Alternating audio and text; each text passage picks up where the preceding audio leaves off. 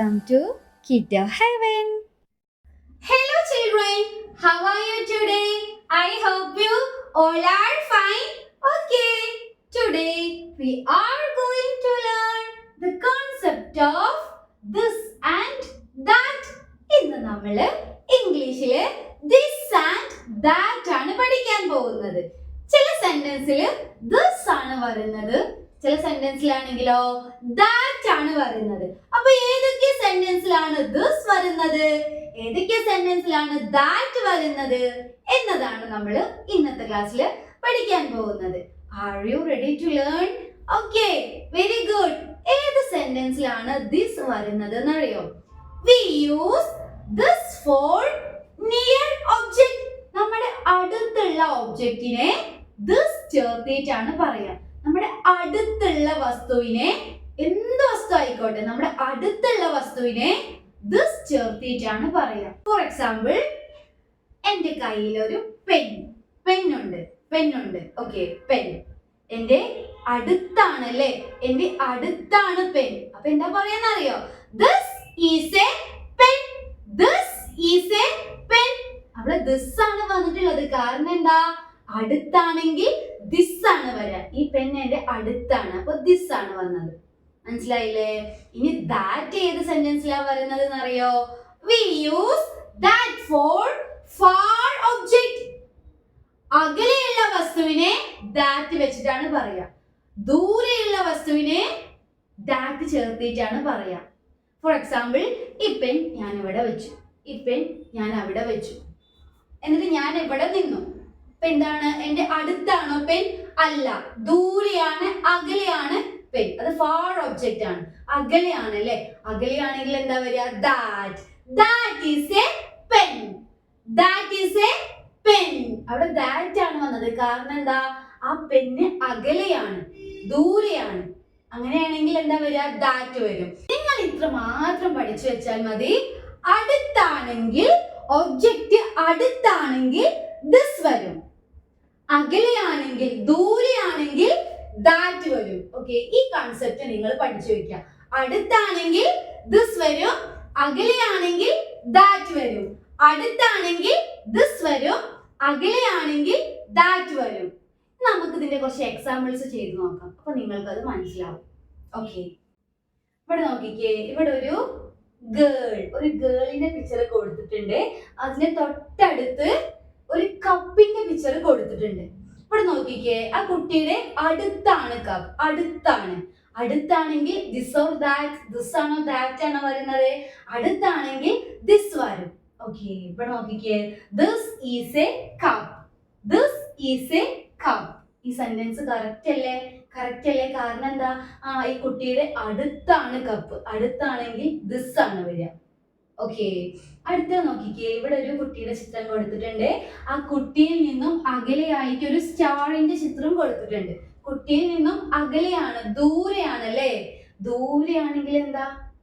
Far ഒബ്ജക്റ്റിനെ എന്ത് വെച്ചിട്ടാണ് പറയുന്നത്? that വെച്ചിട്ട് പറയും. that is a star. that is a star. ഇവിടെ that ആണ് വന്നിട്ടുള്ളത്. കാരണം എന്താ? ഈ സ്റ്റാർ ദൂരെയാണെങ്കിൽ എന്താ? that ആണ് വരിക. അടുത്താണെങ്കിൽ this വരും, ദൂരെയാണെങ്കിൽ that വരും. ഓക്കെ, അപ്പോ എക്സാമിന് ഇതുപോലെ ഒരു ക്വസ്റ്റ്യൻ പ്രതീക്ഷിക്കാം. അപ്പൊ നിങ്ങൾക്ക് ഇങ്ങനെ പിക്ചർ കണ്ടാലേ ആ സെന്റൻസിൽ this ആണോ that ആണോ എഴുതി കൊടുക്കേണ്ടത് നിങ്ങൾക്ക് അറിയില്ലേ? നിങ്ങൾ എന്ത് നോക്കുക? പിക്ചർ നോക്കുക. എന്ത് പിക്ചറും ആവാം. ബോൾ, ആപ്പിൾ, ഓറഞ്ച്, ക്യാറ്റ്, എന്ത് പിക്ചറും കൊടുക്കാം. ആ പിക്ചർ അടുത്താണോ അകലെയാണോ നിങ്ങൾ നോക്കിയാൽ മതി. അടുത്താണെങ്കിൽ this വരും, അകലെയാണെങ്കിൽ that വരും. ഓക്കെ, ദിസും ദാറ്റും നിങ്ങൾ സ്പെല്ലിംഗ് പഠിച്ചു വെക്കാം. ഇത് this, THIS this, THAT that. ഈ രണ്ട് വേർഡ്സിന് സ്പെല്ലിംഗ് നിങ്ങൾ പഠിച്ചു വെക്കണം. അപ്പൊ നിങ്ങൾക്ക് എക്സാമിന് എളുപ്പത്തിൽ ഇത് ചെയ്തൂടെ? എന്ത് നോക്കണം? പിക്ചർ നോക്കണം. ആ പിക്ചർ അടുത്താണെങ്കിൽ this വരും, അകലെയാണെങ്കിൽ that വരും. ഈ കൺസെപ്റ്റ് നിങ്ങൾ നന്നായിട്ട് പഠിച്ചു വെക്കുക. അടുത്താണെങ്കിൽ എന്തെങ്കിലും ഒരു ഒബ്ജക്റ്റ് അടുത്താണെങ്കിൽ this വരും, അകലെയാണെങ്കിൽ that വരും. ഇനി നമുക്ക് ഇതിന്റെ ഒരു ആക്ടിവിറ്റി ഒന്ന് ചെയ്തു നോക്കിയാലോ? ഓക്കെ,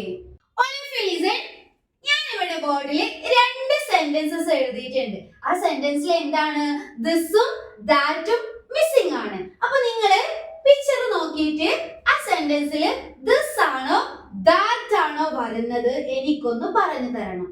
ഓക്കെ, നിങ്ങൾക്ക് അറിയില്ലേ പിക്ചർ നോക്കിയാൽ അവിടെ ദിസ് ആണോ ദാറ്റ് ആണോ വരിക നിങ്ങൾക്ക് അറിയില്ലേ?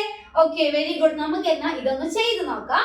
ഫസ്റ്റ് വൺ, ഇവിടെ ഒരു ആരോ കൊടുത്തിട്ടുണ്ട്. ആരോ, ഈ ആരോയിൽ നിന്നും അകലെയായി ദൂരെയായി ഒരു ലൈനിന്റെ പിക്ചറും കൊടുത്തിട്ടുണ്ട്.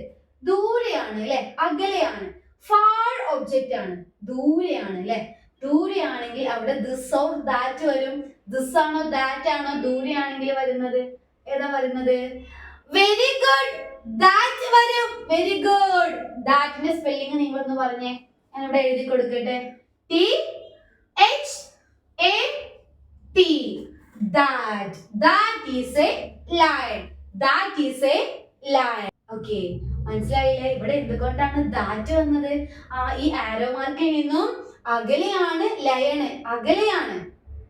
ഓക്കെ, അകലെയാണ്. അകലെയാണെങ്കിൽ എന്താ? ദാറ്റ് വരും. ഓക്കെ, അപ്പൊ ദാറ്റ് എഴുതി കൊടുത്തപ്പോ ഈ സെന്റൻസ് കറക്റ്റ് ആയി.